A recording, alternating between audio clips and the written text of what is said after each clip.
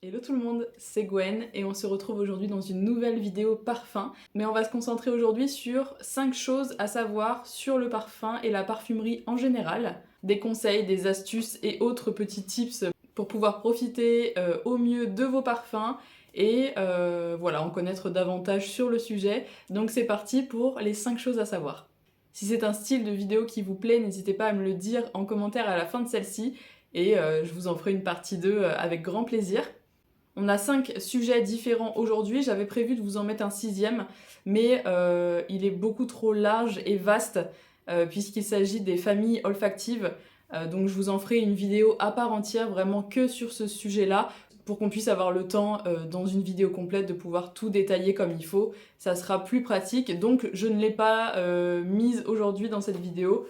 Mais du coup, on y reviendra plus tard sur cette chaîne. C'est parti pour le tip numéro 1, et là on va s'intéresser aux notes, puisque dans un parfum, en général, vous avez une pyramide de 3 notes. Donc tout en haut de cette pyramide, en fait, vous avez la note de tête tout en haut.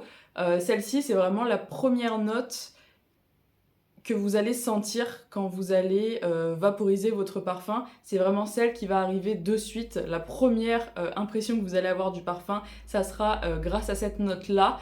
Donc ça, c'est quelque chose qui n'évolue pas, qui ne va pas changer d'odeur au fur et à mesure, et même qui va s'estomper assez rapidement, en tout cas plus rapidement que les deux autres notes que je vais vous citer après. C'est vraiment voilà, le premier jet, entre guillemets, et c'est en général les odeurs les plus fraîches, les plus agrumées, les plus fleuries, donc tout ce qui va être citronné, à base de bergamote, de jasmin, voilà, toutes ces petites notes fraîches qu'on peut retrouver dans la parfumerie. Donc c'est celle-ci que vous allez avoir en premier, mais qui va s'essouffler pour laisser place ensuite à la note de cœur, donc c'est celle du milieu. La note de cœur, c'est un peu l'essence même de votre parfum, c'est ce pourquoi vous l'avez choisi, on va dire ça comme ça. C'est la deuxième note sur la pyramide, mais c'est la première qui va tenir. Celle-ci, elle va légèrement évoluer, qui va vous faire dire si oui ou non c'est un parfum qui vous plaît. Donc c'est celle, voilà, qu'il faut laisser à peu près, on va dire, une demi-heure pour voir comment elle évolue sur votre peau, etc. Donc voilà, c'est la note de base. Donc voilà, avec celle-ci, on sera plutôt sur des notes. Si vous avez un parfum par exemple qui a des notes de patchouli, en général c'est la note de cœur, donc c'est vraiment la base de votre parfum. Et ensuite, tout en bas de cette pyramide, vous avez la note de fond. On est sur la note qui va le plus tenir, celle qui va vraiment rester, celle qui va rester même après quelques jours sur vos vêtements, sur les écharpes, même voilà à la fin de la journée, quand ça fait des heures que vous portez votre parfum, la note qui va rester, ça sera celle-ci, la note de fond. Et là, en exemple, pour la note de fond, on sera plutôt sur les notes ambrées, vanillées, voilà, ce style de notes-là. Comme les familles olfactives, les notes comme ça, on pourrait en parler beaucoup plus en profondeur. Et d'ailleurs, si ça vous intéresse, n'hésitez pas à me le dire. On pourra vraiment décortiquer ensemble les parfums et connaître les notes de tête, les notes de cœur et les notes de fond pour que vous puissiez voilà, en apprendre davantage et savoir vraiment sur quel style de parfum vous avez envie de partir, quel style vous aimez. Voilà, si ça peut vous aider, dites-le moi en commentaire. On passe ensuite au numéro 2 de cette vidéo, et là on va s'intéresser un petit peu plus au parfumage, puisque le parfumage c'est tout un art, et il y a différentes façons de faire aussi selon ce que vous allez vaporiser sur vous. Si c'est une eau de parfum ou une brume par exemple, le parfumage pourra être différent. À savoir que les parfums, donc eau de toilette, eau de parfum, parfum, élixir, tous les parfums qui contiennent de l'alcool ne doivent pas être vaporisés sur les cheveux, puisque comme je vous le disais, ça contient de l'alcool et que ça va vraiment fragiliser et assécher vos cheveux, encore plus si vous vous exposez au soleil. Évitez même d'utiliser de l'eau de parfum, du parfum, etc. à même votre peau quand voilà, c'est l'été, en cas de forte chaleur. Voilà, évitez vraiment le contact avec la peau puisque l'alcool peut créer des allergies, des rougeurs. Voilà, c'est pas très bon dans ces moments, dans ces saisons-là, de porter à même la peau. Donc soit vous allez vaporiser sur les vêtements, ou alors le mieux c'est de privilégier les eaux de toilette, les brumes, les choses beaucoup plus légères en fait. Voilà. Du coup, si c'est une brume sans alcool, vous pouvez la vaporiser sur vos cheveux, également sur la peau, les vêtements, et dans ce cas-là, on peut partir sur un parfumage en nuage. Donc là, on pourra vraiment vaporiser tout autour de façon à ce que ça nous enveloppe complètement. Et là, voilà, ça sera sans risque pour vos cheveux, pour votre peau. Maintenant, si vous vaporisez sur vous une eau de parfum, par exemple, vous allez vaporiser soit sur les zones dites chaudes du corps, puisque en fait, la chaleur va permettre de diffuser davantage les odeurs. Donc on va prioriser les zones du cou, on va également venir en mettre sur les poignets, mais là attention, on va pas venir frictionner les poignets, on va vraiment vaporiser un coup sur le poignet droit, un coup sur le poignet gauche, et c'est tout. On vient pas mélanger l'odeur de cette façon, on laisse. La deuxième option pour se parfumer, ça va être ce qu'on appelle le V olfactif. Donc on va venir faire un V avec le spray. On va en mettre au niveau du buste en haut à gauche, on va venir au niveau du centre de la poitrine et on revient de l'autre côté du buste à droite, donc ça forme un V. Donc voilà, ce sont les méthodes de base pour le parfumage.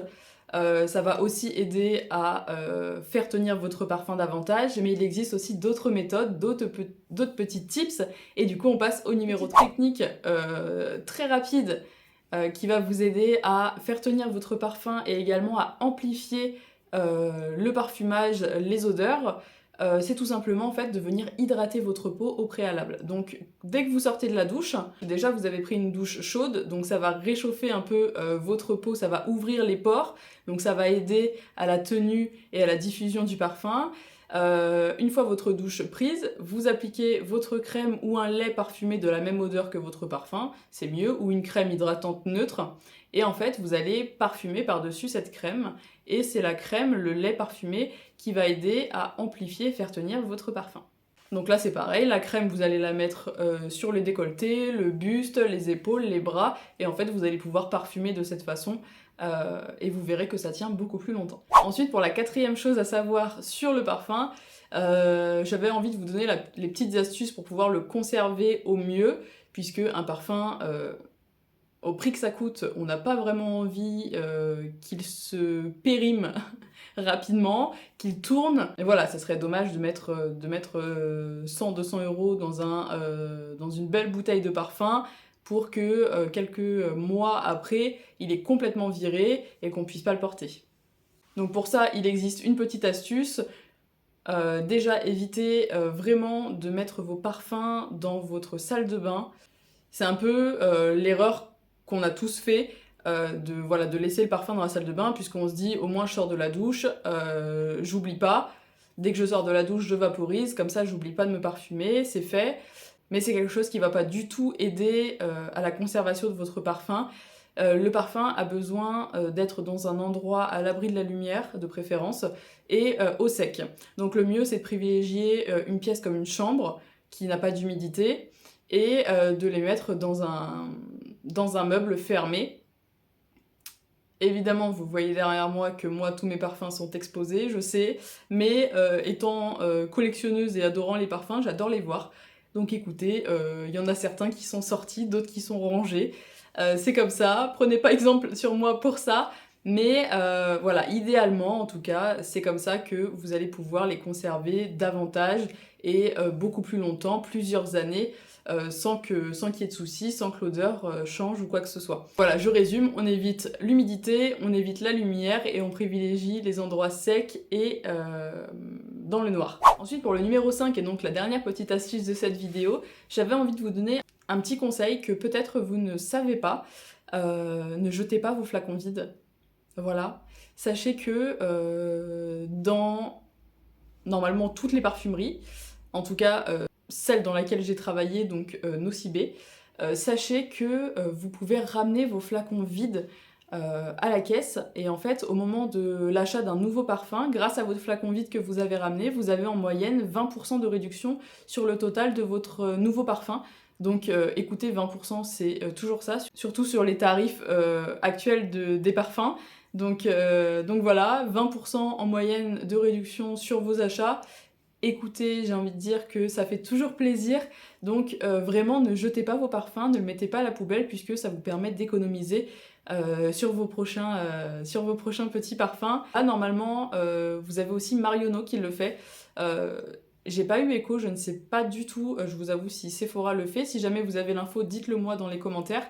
Ça sera bon à savoir. Mais en tout cas, Marionneau et Nocibé pour sûr. Et Nocibé, voilà, vous avez 20% de réduction. Donc voilà, pensez-y la prochaine fois. Mettez-les dans un coin. Et la prochaine fois que vous faites un tour en parfumerie, prenez-le avec vous. Écoutez, nous en avons terminé pour ces 5 petites choses à savoir sur le parfum. J'espère que ça aura pu vous renseigner, vous aider. Et si vous avez apprécié, dites-le moi et je vous en ferai une partie 2. Il y a tellement de choses à savoir. Personnellement, c'est vraiment un sujet qui me passionne. J'adore ça, j'adore en parler, j'adore les sentir, j'adore découvrir. Et voilà, donc j'espère que c'est pareil pour vous. Voilà, cette vidéo est terminée et nous on se retrouve dimanche pour une prochaine vidéo. Salut!